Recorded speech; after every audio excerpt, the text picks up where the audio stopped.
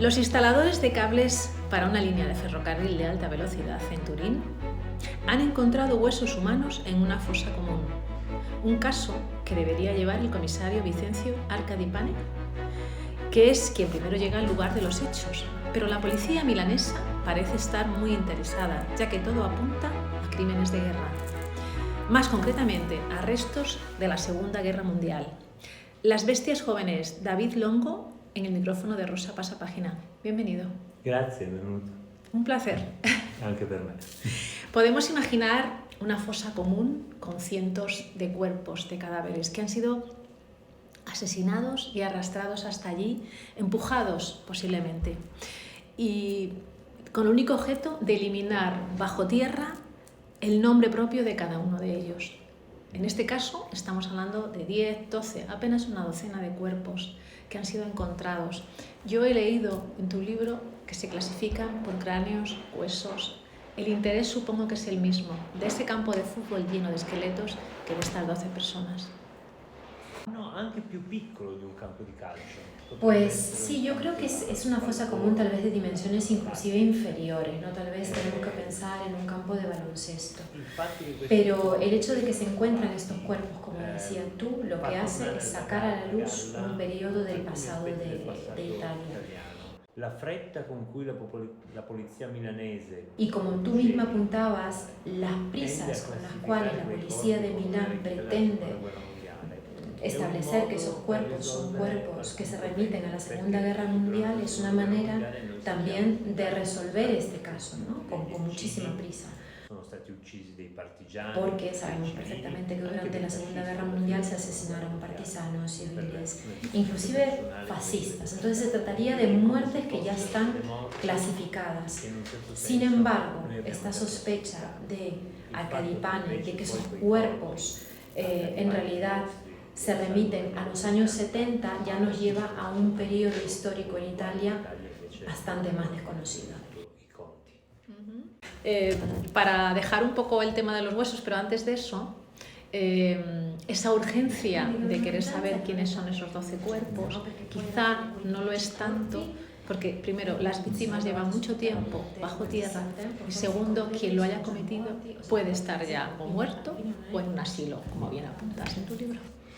Sì, hai ragione, però in Italia, anche quando i responsabili materiali di un crimine sono oramai morti. Pero en Italia, inclusive cuando los culpables ya han fallecido, en realidad su motivación, su testimonio, su ideología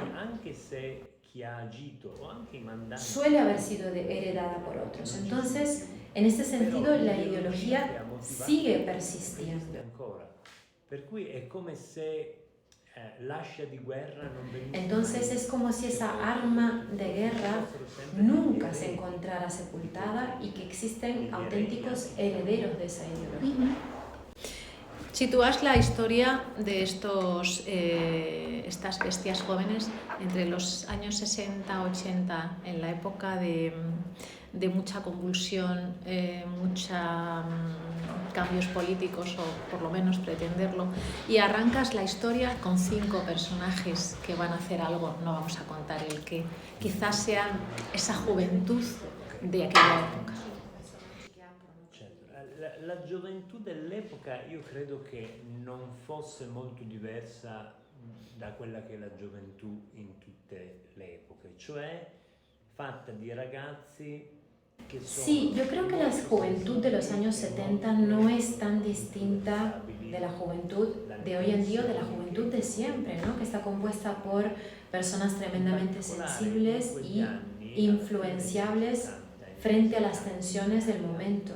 Yo creo que al final de los años 70 y durante los años 70 en Italia, la juventud disfrutaba de una serie de libertades y un bienestar significativamente superior al de la generación de sus padres, que vivieron en la pobreza y en la privación más completa, ¿no? In un clima di povertà, anche di privazioni, eccetera.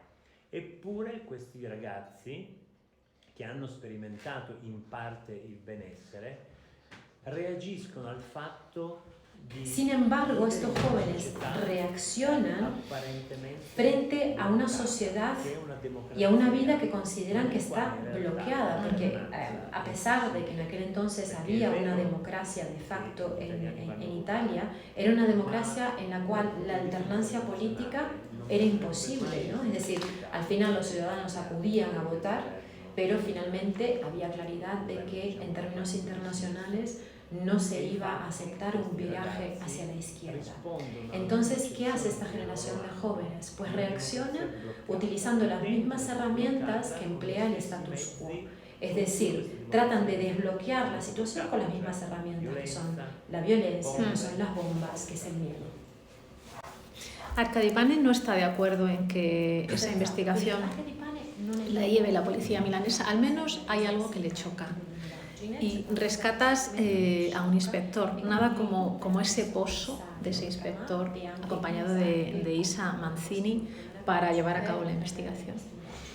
Sì, Bramar, ma soprattutto Arcadipane, come dicevi, non è convinto. Sí, yo creo que Bramar y sobre todo Arcadipane, como apuntabas tú, no está muy convencido por esta solución fácil, ¿no? ¿Por qué? Porque Arcadipane es totalmente impermeable frente a la ideología. Es un personaje totalmente apolítico en el sentido más interesante del término, ¿no? Es una persona para la cual los hechos son los únicos que cuentan. Cioè per lui contano le cose, i fatti. Entonces, si se encuentran estos huesos y estos huesos parecen más bien remitirse o pertenecer a la época de los 70s, pues eso es algo que él no puede ignorar, no puede pasarlo por alto. Y es un elemento que tiene en común también con Bramar e Isa, que son los otros dos personajes que componen este equipo. Borderline, perché sono... Al final, si hay algo que estos tres personajes tienen en común, son que son tres personajes un poco borderline, ¿no? Sufren de esta enfermedad compulsiva que los lleva a la reconstrucción de los hechos. Insisto, es una compulsión porque no pretende reconstruir los hechos ni por una sed de justicia, ni por una motivación ética, ni por un apego a la legalidad o al Estado de Derecho. Son ese tipo de personas que se sientan en una mesa, la encuentran desordenada, tienen la compulsión de ponerla en orden porque para ellos, sin ese orden, la vida no cobra sentido. Vamos con el personaje, con Arcadipane. Tiene una psicóloga loca, 100 euros menos, una hija en lágrimas, una polla que no se le levanta, una mujer que empieza a detestarlo y apenas un puñado de caramelos en el bolsillo. Sì, Arcadipane, come dire, si tiene aggrappato alla vita. Sí, yo creo que Arcadipane es un personaje que está apegado, cuya vida pende de un hilo, ¿no? Un poco, es como un náufrago que está en el agua y está agazapado a un barril. Y este barril es su trabajo. Y este barril es su trabajo no por un tema de salario ni por un tema de carrera, sino porque realmente el trabajo es el único lugar donde él siente, Arcadipane siente que su talento y su cerebro son premiados. Mentre invece lui, come dicevi, è un disastro nelle relazioni. Entonces, es su vinculación con la vida, porque también es una persona que es un desastre en sus relaciones interpersonales, inclusive con las personas a las que quiere mucho. Y es por esto que su trabajo es el único lugar donde se siente plenamente realizado. ¿Tiene miedo a envejecer? No, non ha paura di invecchiare perché in realtà il rapporto con il suo corpo è sempre... Bueno, pues yo creo que no tiene miedo justamente de envejecer porque Arcadipane tiene una relación con el cuerpo que siempre ha sido difícil. No tiene ningún tipo de preocupación estética por su cuerpo, ¿no? Sino es una preocupación meramente funcional. Para Arcadipane su cuerpo es un instrumento que le permite hacer cosas. Estetico per il suo corpo, è un attrezzo brutto come una pala, un piccone. Es un instrumento feo, pero que funciona. Realmente su preocupación surge solamente cuando el cuerpo comienza a mostrar señales de poco funcionamiento. O la punta della pala non è più così affilata. Mentre invece Bramar Es un personaje que es totalmente distinto, ¿no? Bramar tiene esta corporalidad elegante, noble, es el típico personaje como aquellas personas que no importa lo que se pongan, tal vez, no sé, un jersey con un hueco y siempre tienen un aire elegante. Arcadipane, por otra parte, por más que lo vistamos de Armani, nunca logrará ser elegante. Si escondes algo, que sea porque vale la pena. Y piensa también que los demás son más inteligentes que tú. Buen consejo a raíz de, es que no puedo decir mucho para no contar, a raíz de los huesos que se esconden en algún sitio. Sì, questo ha a che fare proprio con Arcadipane, che essendo noi siamo abituati alle figure di investigatori. Yo creo que Arcadipane no es uno de esos investigadores que resaltan por su enorme inteligencia. Yo creo que Sherlock Holmes claramente es el estereotipo, ¿no? del investigador brillante. Arcadipane, por lo contrario, es un personaje cuya inteligencia y cuya corporalidad se encuentra inclusive por debajo del promedio, ¿no? È come quei giocatori di calcio que no possono... Es como uno de esos futbolistas que no pueden contar solamente con su talento para destacar, sino que tienen que centrarse más en su determinación, en su constancia. Sulla costanza.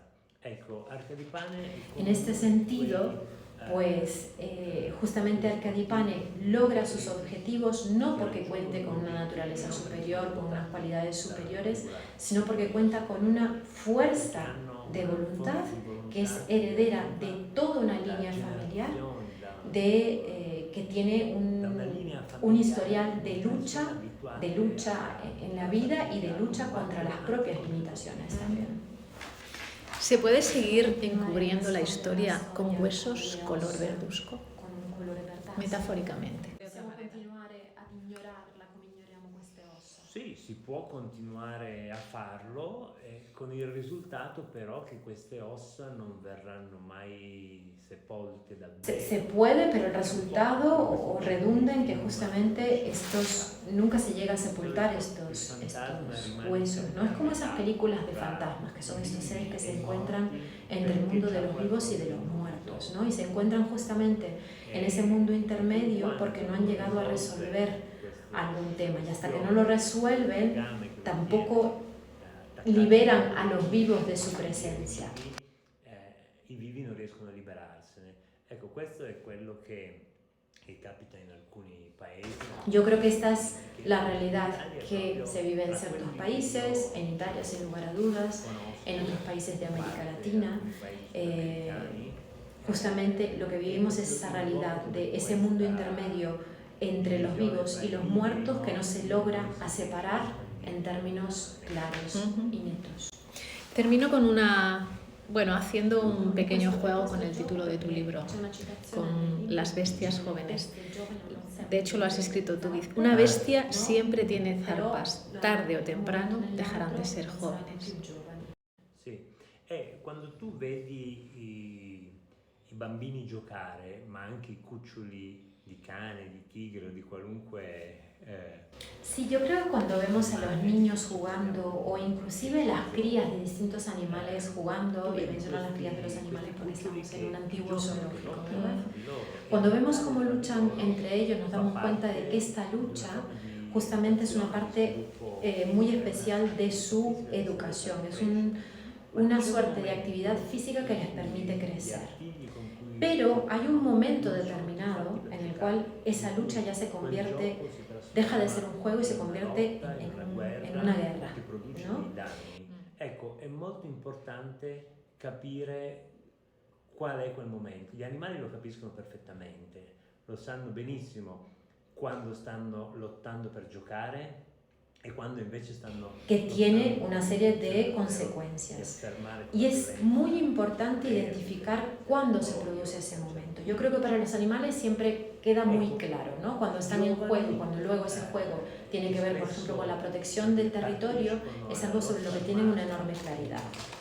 Sin embargo, en el caso de estas personas jóvenes que participan en la lucha armada, a veces se quedan atrapadas en esa zona intermedia. Es decir, donde entienden que lo que están haciendo es en parte un juego y también donde no son capaces de comprender cabalmente las repercusiones que sus acciones pueden tener sobre la vida de los demás y sobre sus propias vidas.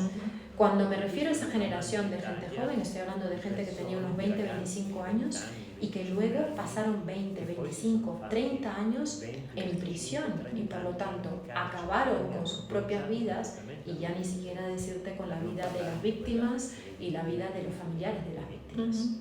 Es el segundo libro de una saga. ¿De qué se alimenta, David? E come avrete capito, l'Italia fornisce tantissimo materiale per costruire le storie. Yo creo que como todos los narradores, recurro a 3 materiales de base para llevar a cabo justamente mi construcción narrativa. Y estos son, para comenzar, el primer ingrediente es la crónica ya sea contemporánea o histórica, es decir, los hechos reales que constituyen un poco el hierro de los cimientos. Quindi i fatti reali. E da lì arriva, diciamo, il ferro. Luego, en segundo lugar, tenemos los ladrillos de la construcción, que están compuestos por otros narradores. Yo creo que todos los escritores tenemos a nuestros grandes padres de la narración, pero también estos ladrillos están alimentados por todo un universo cinematográfico y también por narradores de otros territorios. Y luego, en tercer lugar, tenemos el material del vidrio, que es el material que permite justamente que entre la luz. Y este material está compuesto por el mundo personal del narrador, ¿no? Y en el caso serían las obsesiones, tristezas, esperanzas y la biografía, aquellos elementos típicos también de la biografía de cada uno. Speranze, la propia anche biografia, cioè l'esperienza di vita que ogni singolo individuo. Entonces, al final, con todos estos elementos, lo que pretendemos es construir una edificación que esté bien construida y que permita justamente armonizar todos los elementos, así como están armonizados los elementos de esta sala en la que estamos, ¿no? Tenemos esta armonización perfecta del uso, por ejemplo, del ladrillo, de la piedra, de la madera. Pues Las Bestias Jóvenes, un placer, David Longo. Ah, grazie. Muchas gracias. Grazie della chiacchierata. Muchas gracias por esta conversación.